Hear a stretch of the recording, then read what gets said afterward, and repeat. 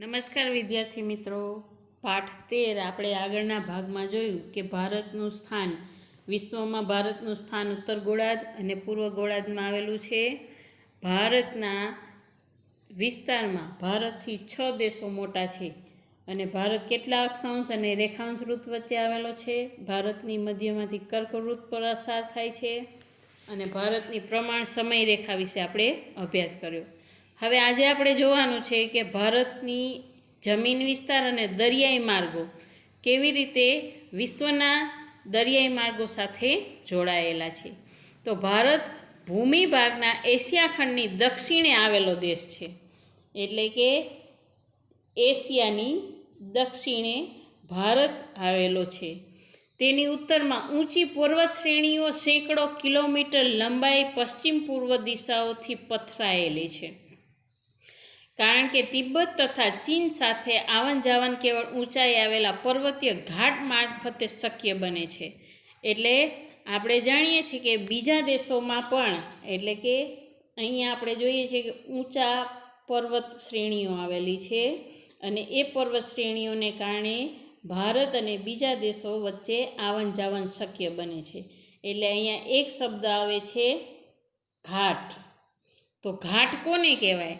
તો કે પર્વતીય શ્રેણીને ઓળંગીને વચ્ચે આવતી જે ખીણો છે એ રસ્તાને ઘાટ તરીકે ઓળખવામાં આવે છે. એટલે એક વાક્યમાં એમાં પ્રશ્ન પૂછાય, ઘાટ કોને કહેવાય? તો કે પર્વતીય વિસ્તારોને ઓળંગીને આવન જાવન કરવામાં વચ્ચે આવતી જે ખીણોનો ભાગ છે એને ઘાટ કહેવામાં આવે છે. એટલે કે ભારત અને ચીન વચ્ચે આવન જાવન છે એ જે પર્વતીય શ્રેણીઓ છે એને ઓળંગીને આવન જાવન શક્ય છે. ઉત્તરના ભાગ આપણે જોઈએ તો બધો જમીન વિસ્તારથી ઘેરાયેલો છે, જ્યારે દક્ષિણ ભાગ છે બધો સમુદ્રથી ઘેરાયેલો છે. એટલે દક્ષિણમાં ભારતીય દ્વીપકલ્પની પૂર્વમાં બંગાળાની ખાડી, પશ્ચિમમાં અરબ સાગર અને દક્ષિણે મહાસાગર આવેલો છે. એટલે અહીંયા સંકલ્પના પૂછાય, દ્વીપકલ્પીય ઉચ્ચ પ્રદેશ એટલે શું? દ્વીપકલ્પીય, દ્વીપકલ્પ એટલે દેશની 3 બાજુ, 1, 2 અને 3 બાજુ જ્યાં દરિયા કિનારો આવેલો છે એને દ્વીપકલ્પીય ઉચ્ચ પ્રદેશ કહેવાય.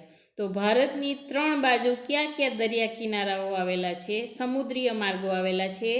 તો પૂર્વમાં બંગાળાની ખાડી, પશ્ચિમમાં અરબ સાગર અને દક્ષિણમાં હિન્દ મહાસાગર આવેલું છે. એટલે એક વાક્યમાં એમાં પૂછાય તો આપણને ખબર હોવી જોઈએ. એટલે અહીંયા આપણે 2 સંકલ્પનાઓ જોઈ. ઘાટ કોને કહેવાય? તો કે પર્વતોને ઓળંગીને જે વચ્ચે આવતા ખીણ પ્રદેશો છે એને ઘાટ કહેવાય છે. અને દ્વીપકલ્પીય તો કે જેની 3 બાજુએ દરિયાઈ સમુદ્રીય માર્ગો આવેલા છે એને દ્વીપકલ્પીય પ્રદેશો કહેવાય છે. જમીન માર્ગો પર્વતીય અવરોધોથી ઘેરાયેલા હોવા છતાં ભારતે બહારથી આગમન થયેલા સંસ્કૃતિ તત્વોને સ્વીકાર્યા છે અને તેઓ ભારતીય સમાજમાં ભળી ગયા છે. આગળ આપણે જોયું કે ઉત્તરમાં પર્વતીય વિસ્તારો છે, એટલે પર્વતીય વિસ્તારોને ઓળંગીને પણ અલગ અલગ લોકો બહારથી ભારતમાં આવ્યા અને ભારતે તેને સ્વીકાર્યા છે અને એ લોકો ભારતમાં આવીને ભારતમાં ભળી ગયા છે. એટલે ઉપર ઘાટ અને દ્વીપકલ્પીય ઉચ્ચ પ્રદેશ. દ્વીપકલ્પીય ઉચ્ચ પ્રદેશમાં પૂર્વમાં બંગાળાની ખાડી, પશ્ચિમમાં અરબ સાગર અને દક્ષિણે હિન્દ મહાસાગર આવેલો છે. એટલે એ હિન્દ મહાસાગર ઉપરથી ભારતનું નામ હિન્દ પડ્યું છે. એટલે હવે આટલી ખબર પડી કે પૂર્વમાં બંગાળાની ખાડી, પશ્ચિમમાં અરબ સાગર અને દક્ષિણમાં હિન્દ મહાસાગર આવેલો છે. નકશામાં પૂછાય તો પણ આપણને આવડવો જોઈએ. હવે ત્યાર પછી જોઈએ કે ભારત પૂર્વ ગોળાર્ધમાં મોકાનું સ્થાન ધરાવે છે. એટલે આપણે વિશ્વના નકશામાં જોયું હતું કે ભારત ઉત્તર પૂર્વ ગોળાર્ધમાં આવેલું છે અને મોકાનું સ્થાન અને તેનું વ્યૂહાત્મક મહત્ત્વ પણ વિશેષ છે. જેમાં પ્રાચીન કાળમાં પરસ્પર સંબંધોથી વિકસાવવામાં સમુદ્રનો મહત્ત્વપૂર્ણ યોગદાન રહ્યું છે. આપણે જોઈએ છીએ કે વેપાર માટે આપણને વિશાળ દરિયા કિનારો મળેલો છે, જેના કારણે આપણે વિશ્વના દેશો સાથે સરસ રીતે વેપાર કરી શકીએ છીએ. એટલે ભારતને દરિયાનો લાભ મળતા ભારતનો વિકાસ સરળ રીતે થાય છે. ત્યાર પછી જેમાં પ્રાચીન કાળમાં આ સંબંધોને વિકસાવવામાં સમુદ્રનું મહત્ત્વપૂર્ણનું યોગદાન છે. ભારતમાં હિન્દ મહાસાગરના શીર્ષ સ્થાને ભારત આવેલો છે. એટલે એક વાક્યમાં પ્રશ્ન પૂછાય કે ભારતનું સ્થાન જણાવો, તો ભારતનું સ્થાન તો કે હિન્દ મહાસાગરના શીર્ષ સ્થાને. અહીંયા હિન્દ મહાસાગર એનું શીર્ષ સ્થાન એટલે ઉપરનું સ્થાન, એટલે ભારત હિન્દ મહાસાગરના શીર્ષ સ્થાને આવેલું છે. ત્યાર પછી જોઈએ તો કઈ કઈ બાજુ દેશો આપણને જોડાય છે, તો પૂર્વ આફ્રિકા, પશ્ચિમ એશિયા, દક્ષિણ એશિયા, દક્ષિણ પૂર્વ એશિયા સાથે સમુદ્રીય માર્ગો ભારતમાં સંબંધ પ્રાચીનતમ રહ્યો છે.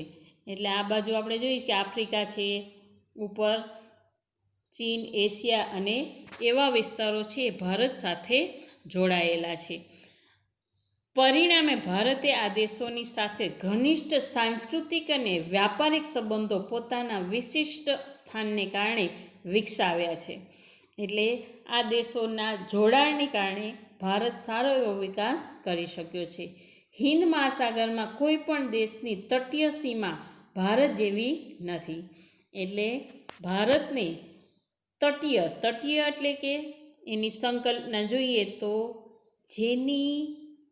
જે વિસ્તારની બાજુમાં દરિયો નજીક થતો હોય એ વિસ્તારને એમ કહેવાય છે કે તટીય કિનારો મળેલો છે. એટલે ભારતના દક્ષિણ ભાગમાં બધાના જે વિસ્તારો છે આપણે જોઈએ કે તમિલનાડુ છે, ઓરિસ્સા છે, આંધ્રપ્રદેશ છે, આ બાજુ મુંબઈ, કેરળ, આ બધા કેવા વિસ્તારો કહેવાય? તટીય વિસ્તાર. તટીય એટલે કે જેને દરિયાઈ માર્ગ જમીન સાથે જોડાયેલો હોય એવા વિસ્તારને તટીય કિનારો કહેવામાં આવે છે. આમ ભારત આ મહત્ત્વના સ્થાનને કારણે એક મહાસાગરનું નામ એટલે કે હિન્દ મહાસાગરના નામ ઉપરથી ભારતનું નામ હિન્દ રાખવામાં આવ્યું છે. એટલે પ્રશ્નમાં પૂછાય તો આવડવું જોઈએ. હવે આંતરરાષ્ટ્રીય દરિયાઈ માર્ગો જોઈએ તો ભારતમાં આંતરરાષ્ટ્રીય દરિયાઈ માર્ગોનું ખૂબ જ મહત્ત્વનું સ્થાન રહ્યું છે. અમુક નહેરોને કારણે પણ ભારત છે દરિયાઈ માર્ગોથી જોડાયેલું છે. એટલે આપણે જોઈએ કે ઈસવીસન 1869માં સુએઝ નહેર શરૂ થવાથી ભારત અને યુરોપ વચ્ચેનું અંતર આશરે 7000 કિલોમીટર ઘટી ગયું. એટલે એક વાક્ય અને ખાલી જગ્યામાં પ્રશ્ન પૂછાય કઈ નહેરના કારણે, તો 1869માં સુએઝ નહેરને કારણે ભારત અને યુરોપ વચ્ચેનું કેટલું અંતર ઘટી ગયું? 7000 કિલોમીટરનું અંતર ઘટી ગયું. એટલે એ દેશ સાથે દરિયાઈ માર્ગે વેપાર કરવાનું સરળ બન્યું. ત્યાર પછી જોઈએ પૂર્વ તથા દક્ષિણ પૂર્વ એશિયા, ઓસ્ટ્રેલિયાથી આફ્રિકા તથા યુરોપને સાંકળતા જળમાર્ગો હિન્દ મહાસાગર થઈને દક્ષિણ આફ્રિકા થઈને આવતો જળમાર્ગ એ સુએઝ જળમાર્ગ ભારત પાસેથી પસાર થાય છે. એ જ માર્ગ દ્વારા ઇન્ડોનેશિયાની મલાયકાની સામુદ્રધુની અને એ પેસિફિક મહાસાગર પસાર કરીને કેનેડા તથા યુએસ સુધી પસાર થાય છે. હવે એને આપણે કે કઈ રીતે એ નહેર છે તો અહીં આપણે જોઈએ છીએ કે આ સુએઝ નહેર છે એ અહીંથી લઈ આફ્રિકાથી લઈ ભારતના હિન્દ મહાસાગરમાંથી લઈ અને ઓસ્ટ્રેલિયા સુધી.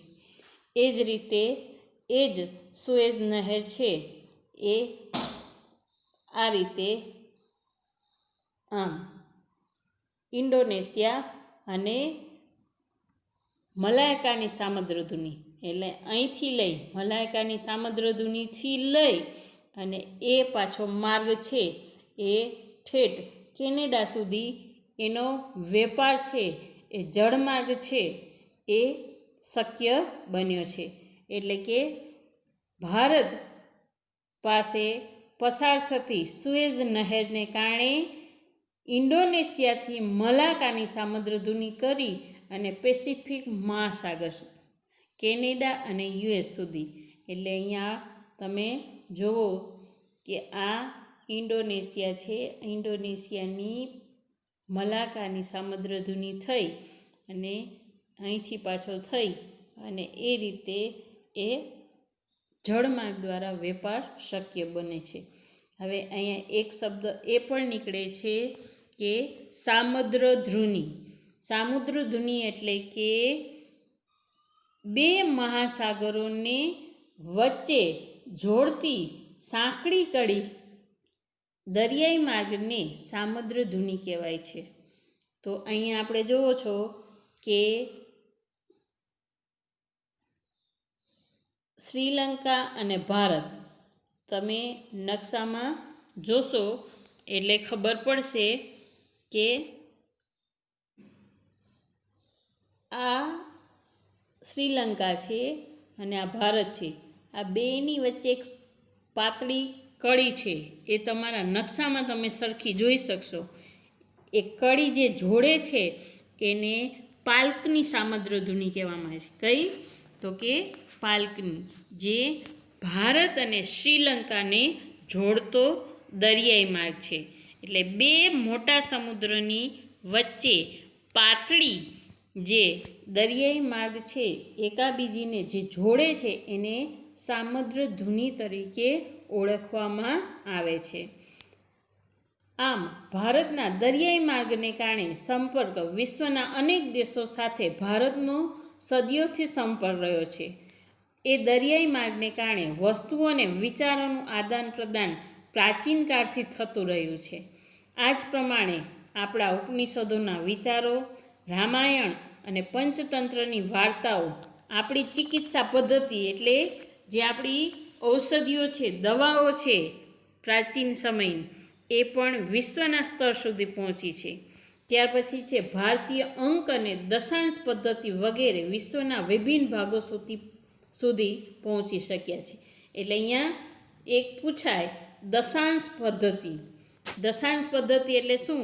તો કે વિવિધ માપને દશકથી ગણવાની પદ્ધતિ એટલે કે દશાંશ પદ્ધતિ. અંક એટલે કે કોઈ પણ આંકડાને જમણી કે ડાબી બાજુએથી જે લખવામાં આવે છે એને અંક કહેવામાં આવે છે. તો અહીંયા આપણે દશાંશ પદ્ધતિ, અંક અને કેવી રીતે ભારતને દરિયાઈ માર્ગ સાથે જોડાયેલા છે. હવે આપણે જોશું ભારત કેટલા રાજ્યોનો બનેલો છે અને ભારતના પાડોશી દેશો કેટલા છે.